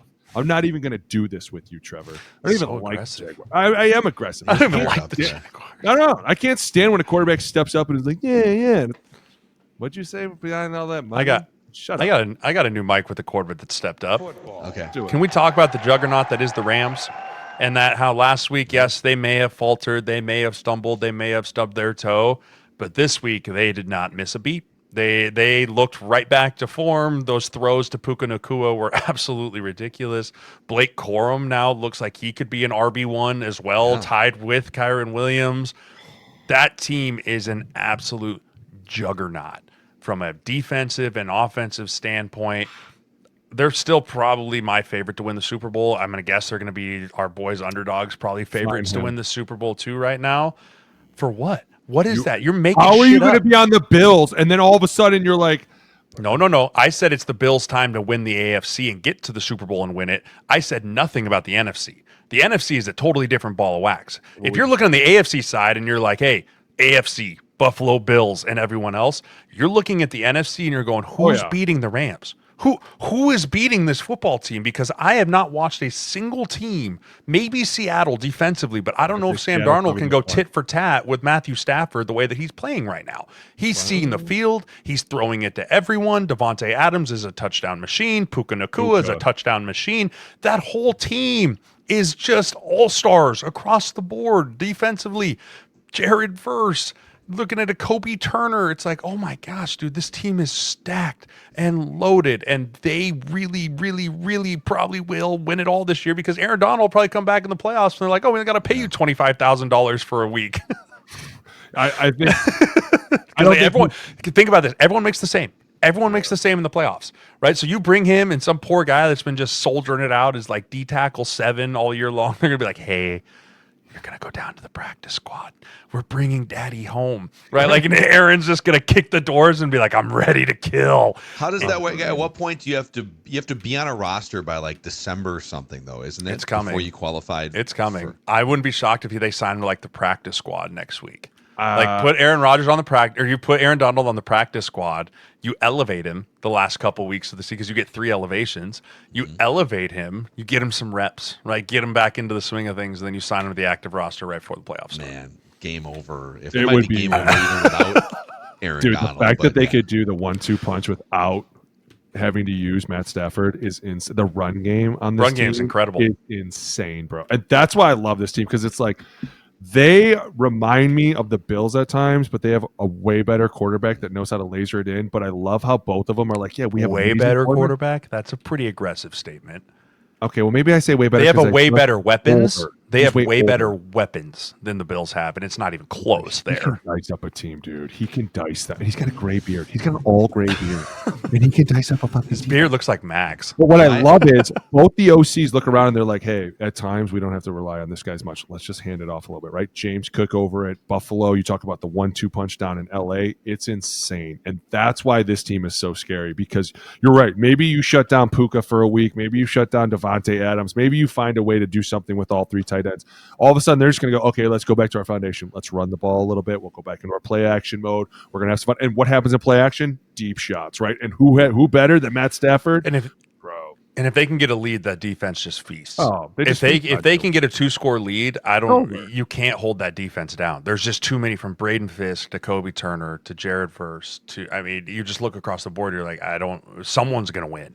Someone's going to win a one-on-one matchup almost every single play, and that's a very good recipe for winning. Oh, yeah, and Sean McVay is going to wear a gold jacket one day. Oh, I think he already has the gold jacket. He's already got it in the closet. He just looks at it like, soon.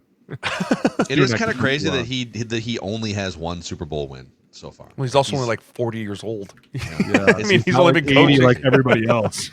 Bill Belichick's like 80, and he's got dude. He's not even 40. His girlfriend's younger. He's though. not even 40. Don't even get He turns 40 in January. Dude, Stafford's like 4 years older than him. Dude, I remember when he got hired, people down there were older than him. Like, there were players older than him. Whitworth was like 7 years older than him. Yeah, they were like, this is so weird. I was like, that has to be weird. God, that's crazy. But then he's just a freaking savant, and you're like, okay, well, that works. And you're in first place. My favorite statistic from this Rams win over the Cardinals. So they ran 67 offensive plays. They averaged 8 yards per play. They ran 67 plays and averaged essentially a first down per play in this game.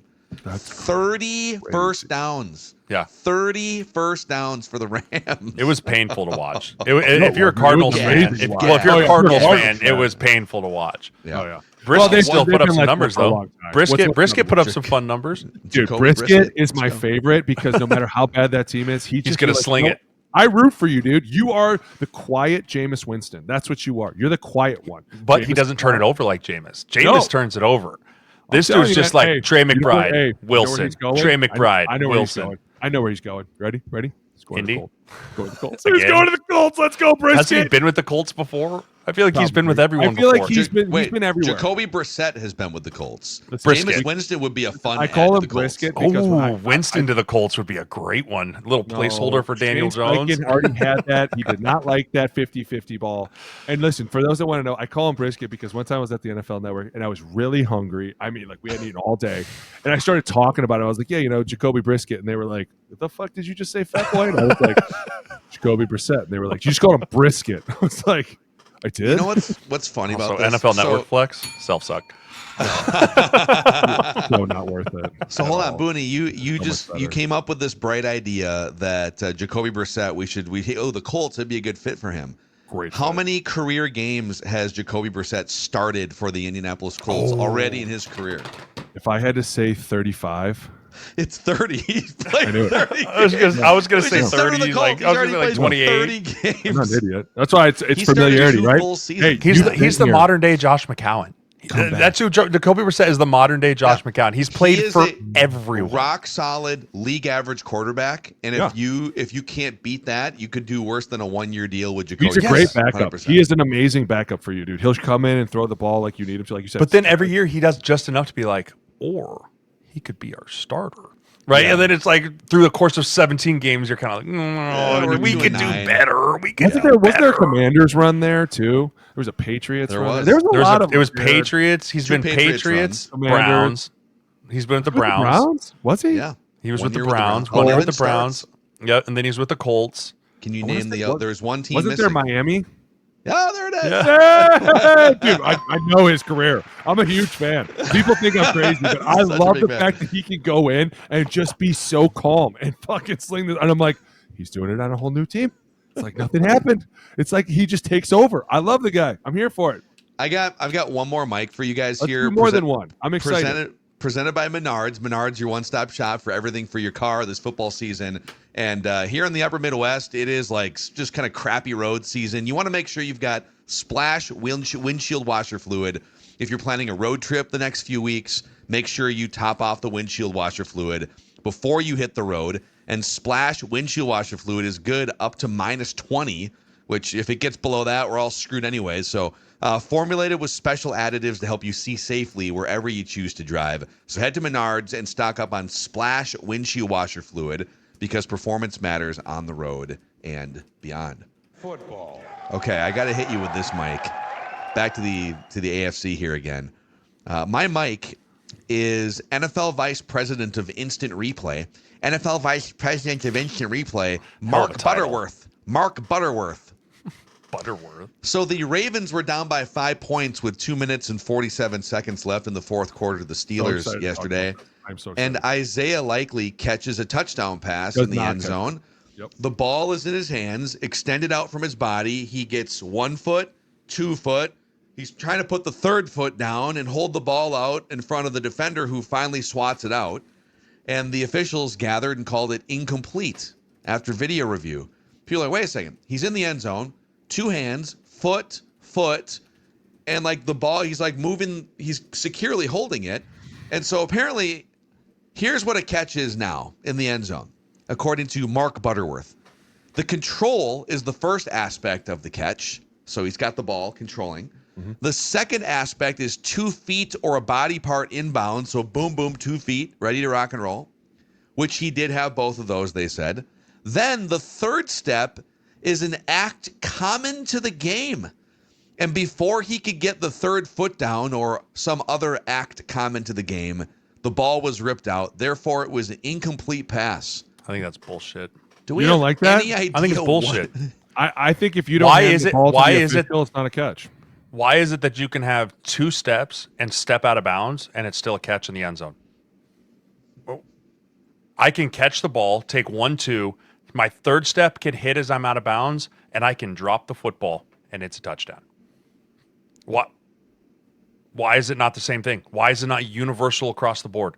Why isn't if I catch, bang, 1, 2, catch, official ruling of a catch, touchdown?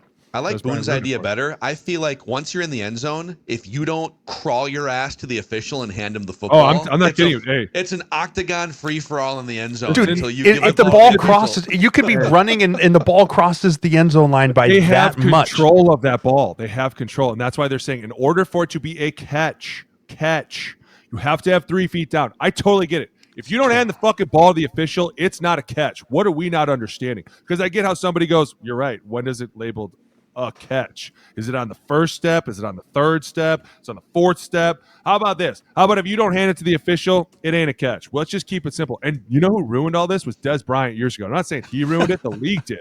The minute that they were like, no catch, and everybody was like, it's 2025, and we still don't know what a catch in the NFL it's is. Stupid is what it is. And I agree with you, Jay. That's the problem. Is there's too many inconsistencies everywhere. And not only that. Well, because now it's even the thing where it's like, it's like it can touch the ground as long as you have control and it doesn't move. It's like, if it touched the ground at all, that's how they should do it. If it touches the ground at all, it's done. Why? Because the ground makes it dead. That's what we were always told. No, but if you have it pinned and it rolls over your body. I know, it's stupid. They're constantly changing the rules, and it's making everybody go, wait, what is a catch again? When we all used to know, like, listen, catch the goddamn ball, 2 feet in, done. Now it's like, well, now it's a 3rd act, and now he's got to make a football move. What's a football move? A 3rd step. Then just say a 3rd step, stupid. Like, Jesus Christ. Like, you're making it so hard for me.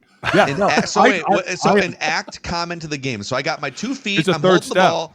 What is the next thing? But it's not just a 3rd step. It's an act common to the game.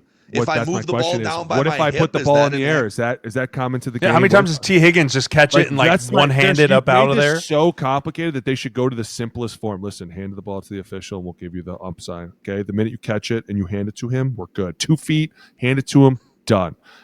And Now all of a sudden you have all these officials throwing these PI flags, and it's like, okay, listen, that's definitely not fucking PI. And I think it's hilarious that a lot of the commentators are starting to fight with the in-house staff. Like a lot of them are kind of like, I didn't see that as PI. Did you, Gene? Gene's like, well, technically, according to Rule 73, Article B, subsection 6, it says here that a player that touches another player is instantly. It's like, shut the fuck up, Gene. You were out there right now. I want you. No, listen. One time we were in Seattle, and I was like, Gene, they won't get his goddamn hands out of my face. You know what Gene told me? Shut the fuck up, Boone. I was like, serious with this? I want to hear Kevin Burkhardt, one of these professional announcers, Jim Nantz. You know what I have to say about that? Fuck you, buddy. They just move on. Hey, how about a rare fuck you from Mackey? That's what I'm talking about. I love it. Let's go. No, hey, the officiating has gotten so bad. It has gotten so bad. Here's my thing. Make it video driven. Make it video driven. Anything that is not a subjective call, right? So I'm talking about anything. Here's my thought on this, Booney, and you can tell me if I'm crazy. How about a Twitter poll? Twitter poll. Here's my thought on this. Anything that is going to get you fined on a Wednesday should be subject to New York review. Face mask, personal fouls, like anything that is going to require a check to be taken money out of your pocket should be a New York ability to either call down and call it in the moment. Should have the ability to call down and call it or not, because those fouls usually change the outcome of the game for good or for worse. And so they are a meaningful part of the game. If you punch someone in the balls, right, you should be penalized. Your team should be penalized, and they should be able to call down from New York and be like, you punch him in the balls, 15 yards, move the ball up. You rip a dude's face mask off, and the refs just don't see it. New York should be able to call down, hey, this happened. Put the penalty down and roll. I'm not saying holdings. I'm not saying DPIs. I'm not saying any of those things. I agree with you. Anything that's going to require you to be fined on a Wednesday, New York should be able to call into the refs and call it in real time. Can I take this one step further? There was a game, and I can't remember what game it was, and I'm almost positive it was Terry McAuley. I want to say it was Washington. He got called for intentional grounding, and Terry made a great point. He was like, technically, it's not intentional grounding. He threw it over his head. Because he threw it over his head. Mm-hmm. Why in that moment did he not call down? Like, why can't we just go, hey, listen, that's not intentional grounding? Like, I get that it's like, oh, well, it'll make the refs seem like they don't know what they're doing. No offense, but everybody back at home already thinks you don't know what the fuck you're doing.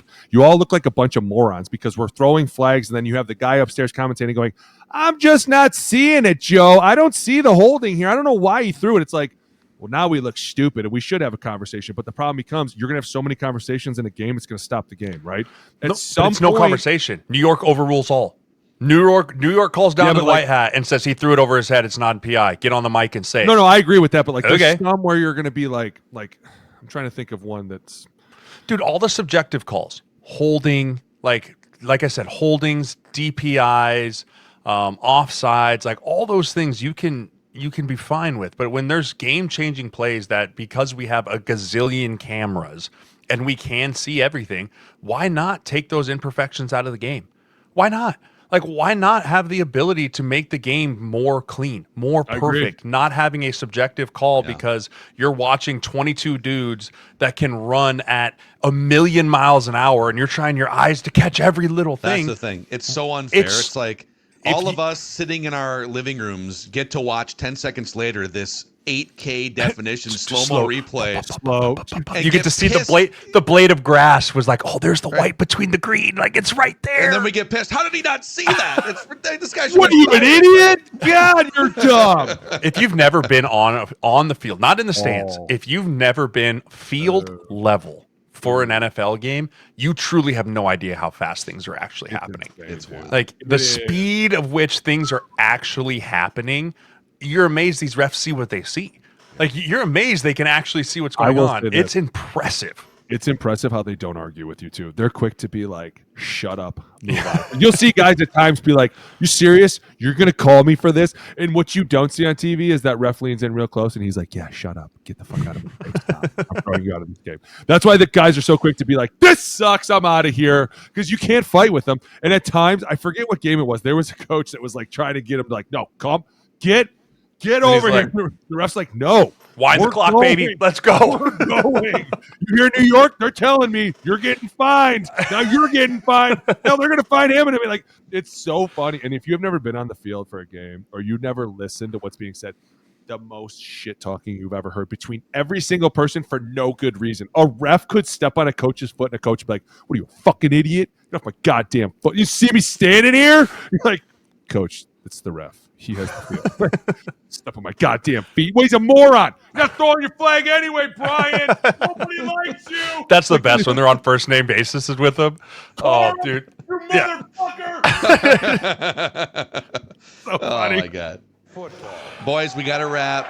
Oh, my God, do we? Plenty more tomorrow on Hot Takes Tuesday. Hey, we're firing someone tomorrow. I'm sorry. I have to do this. I'm firing him. Save it. I'm doing Save it for tomorrow. I'm going to Tuesday.